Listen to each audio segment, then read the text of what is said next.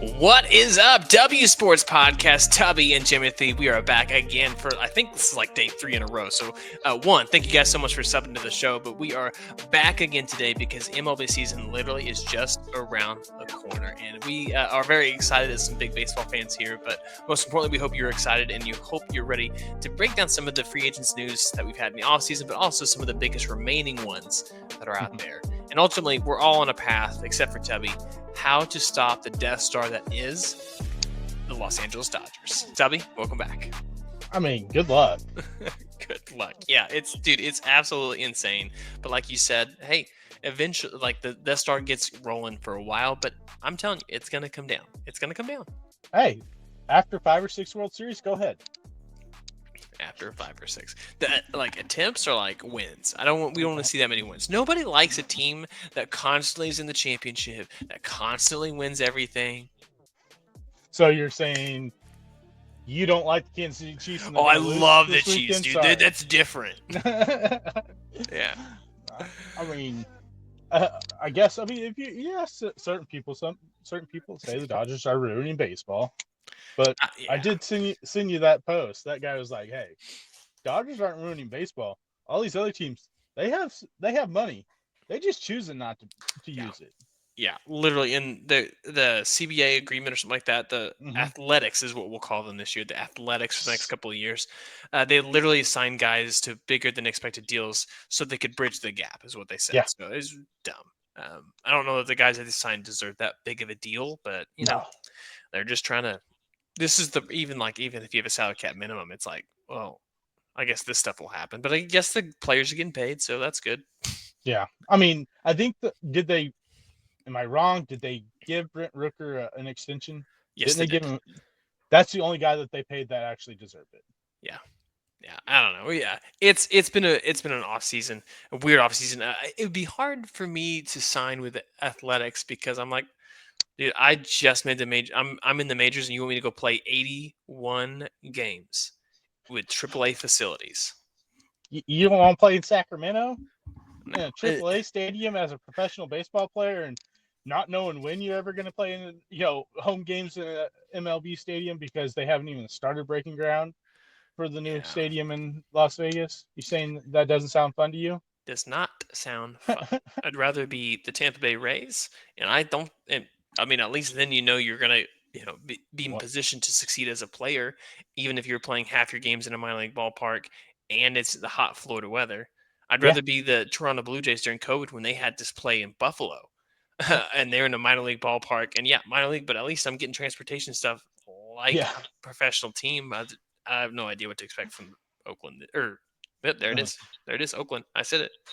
I mean, are they going by Sacramento this year, or what are Athletics. They going by? That's it? Just Athletics? Yeah, not the Athletics, just Athletics. Like if you look at MLB.com or any of those stuff like that, it's all Athletics. Okay. They do have a patch though. This little patch on the hat or whatever, the jersey. That looks like the Golden Gate Bridge. Yeah, it's just dumb. It's just dumb. Yeah, I don't understand. Like, if you're going to play there for multiple seasons, at least give Sacramento a reason to come to the games.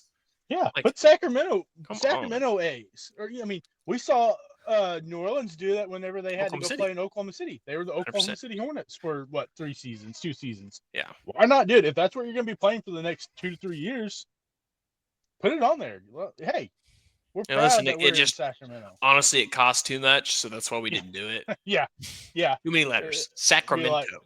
Be like Moneyball. Yeah, I'm gonna need you to pay for soda for my players. Are you serious? Yeah, 100%.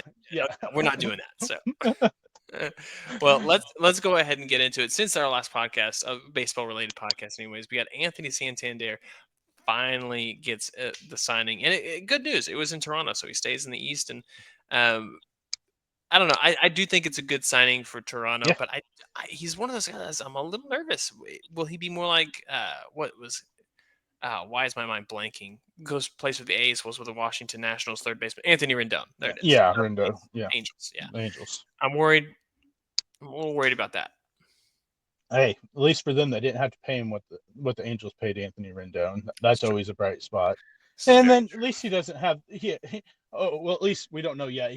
he may not have the injury history. At least he'll be on the field. But yeah, I like the signing in the sense that the Blue Jays are at least trying to do something.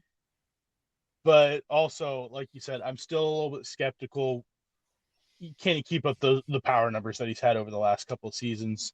Mm-hmm. I don't know. I thought a place for him that would have been perfect would have been the Yankees, playing in Yankee Stadium, 81 games, hitting it out to that short porch out in right field would have been perfect for his left-handed swing. But obviously the Yankees weren't pursuing him, so it was just kind of a wishful thinking. But yeah, I'm not quite sure about it. I think it could be good. Maybe they get got him on his up. As he's going up, he hasn't plateaued yet and is not going downhill. So maybe they can get him a couple seasons within that contract where he's productive like he's been the last couple of years. Yeah.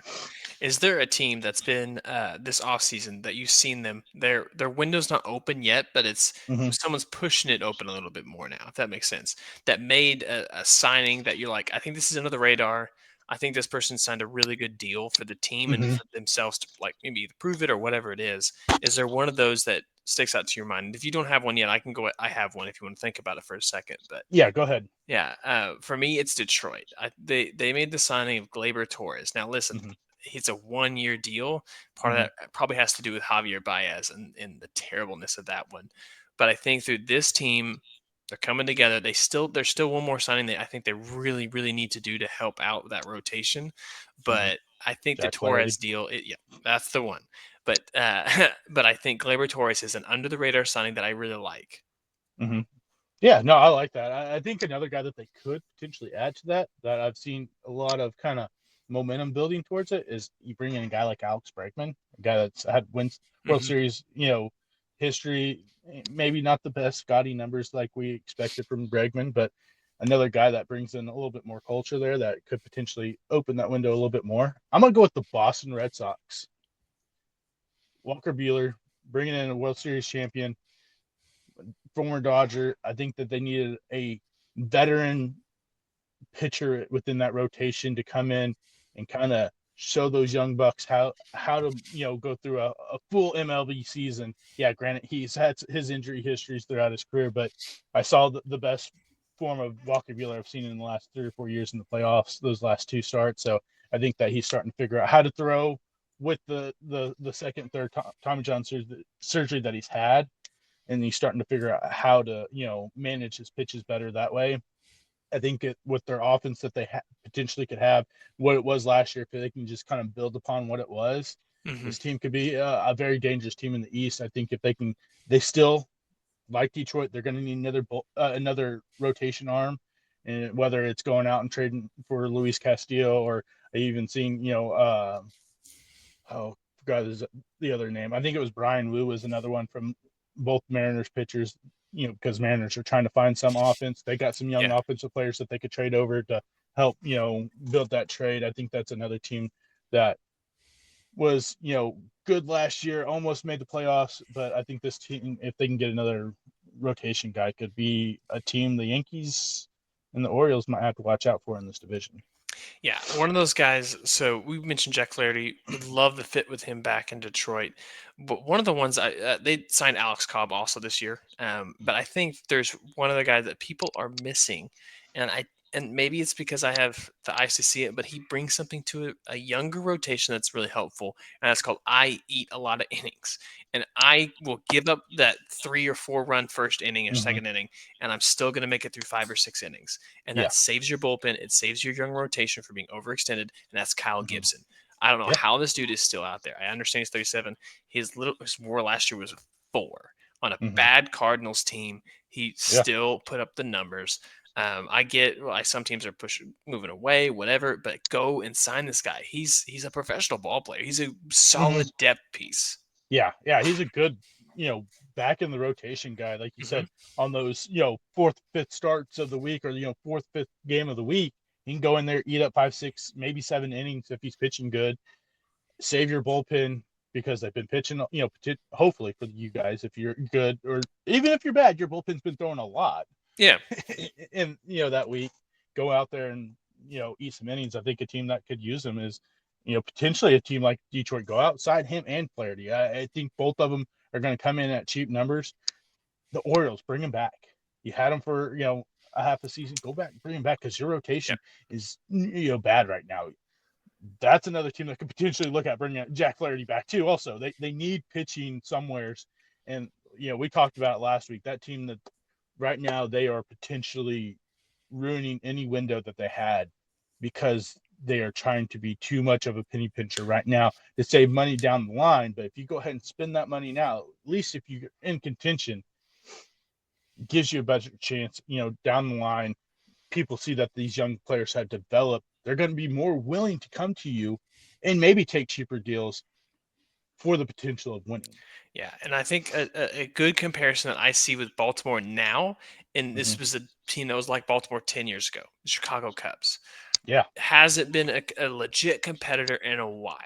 And they finally had the window. They have a lot of young talent, and they're putting it all together. Now, Chicago got a World Series. Let's just point out that it took a rain delay speech in extra innings to win a Game 7. Right? It was Game 7, right? Yeah, Game 7. On the road. So, yeah, we can all bet that that'll happen. But since then, have the Cubs been an elite team? No. Have they been a legit contender, even in their own division, more than once? No. And I think that's what if I'm a Baltimore fan, that's what I don't want. No. And they missed it. A lot of different stuff there. But I definitely agree with you on some of those signings. You just don't miss it. Like there are so we can go down that we'll break down divisions as we go into the preseason, the spring training, all that kind of stuff. But there are a couple big name free agents that still have not signed. Jack Flaherty was one of them. We still don't have Alex Bregman at home. We still don't have Pete Alonso with a home either. Are there any other names that you throw in there as well? But we also got to find Hassan Kim, I think. Yeah. Baseball wise, really good player. Maybe not the most productive offensive player, but baseball player, I think he is, and he still doesn't have a home either. Yeah, that's one I'm kind of surprised with the way teams love utility players nowadays. A guy that can play first, second, third, short, verse if they need to. I'm surprised he hasn't found a home yet. I think that, if you're a contender and you like that swing guy like the Dodgers do, that's a guy you go out there, and I think you can get him for cheap right now. I mean, at this point in free agency, more than likely you're going to get guys for cheaper than you would have, because now at this point they're just like, I just want to play baseball. I want a home. The Pete Alonso thing, I don't know where that's going. We both thought he was going to go back to the Mets. Now it sounds like that's pretty much off the table. They offered him a contract. It was way below what he was wanting money-wise and year-wise, and it sounds like they came to an impasse where the Mets basically said, we're walking away. So I don't know where he ends up now. I'm kind of looking around what team could potentially jump out there. I think there's one team, which I hope he doesn't, maybe the New York or the San Francisco Giants.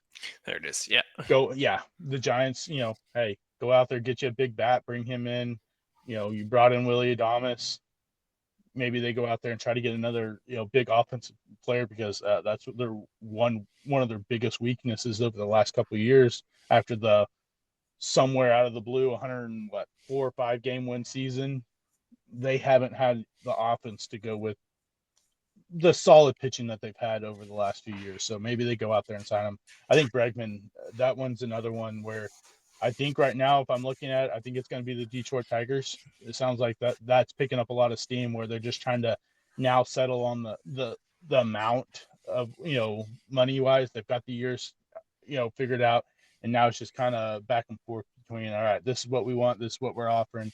And I think it would be a good signing for them. Like I said earlier, I think you bring in that experience, that veteran experience with a lot of those young players that you have around, could potentially open that window a little bit. And in that division, it's kind of just toss up. Besides, you can throw the White Sox out, and then after that, who is it going to be? Is it going to be the Royals have another great year, or is it the Guardians or the Twins going to come out of that division? So I think for them, if they're smart, go out there, sign a couple more guys, and potentially take that division.